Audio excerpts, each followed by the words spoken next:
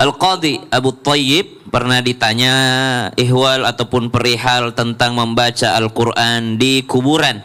Maka beliau menjawab, ya pahalanya kembali kepada yang membaca Al-Quran. Jadi di mana saja dia membaca Al-Quran, maka pahala membaca Al-Quran akan kembali kepada yang membaca. Yasin termasuk Al-Quran tidak?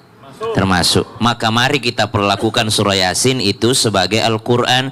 Jangan teman-temannya di majelis taklim udah yasinan, yang lain ngatur kue. Jangan.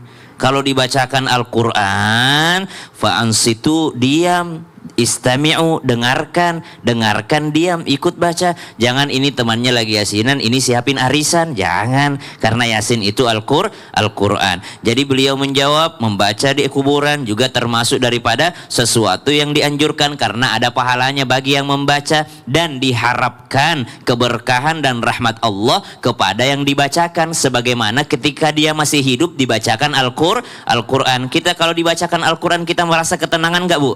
Tenang, ketika dengar kami baca Quran, biasanya ada ketenangan yang dirasakan. Itu pula yang dirasakan orang yang berada dalam kuburan. Cuma catatannya, kata ulama, orang kalau nggak suka duren dikasih duren muntah-muntah.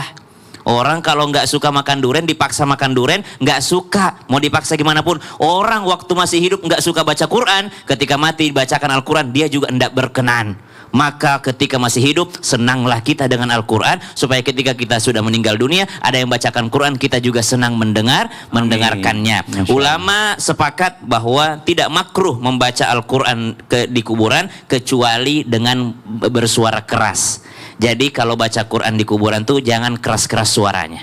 Dilirih saja, lirih bacaannya. Kalau keras, sebagian besar ulama memakruhkannya. Masya Allah. Dan kita boleh ya menghadiahkan pahala bacaan Quran kita untuk almarhum atau almarhumah gitu ya. Dan ini juga kata Imam Nawawi sebagai pendorong diijabahnya doa. Karena salah satu keadaan di mana diijabahnya doa adalah setelah baca Al-Quran. Masya Allah. Jazakallah khairan, terima kasih banyak.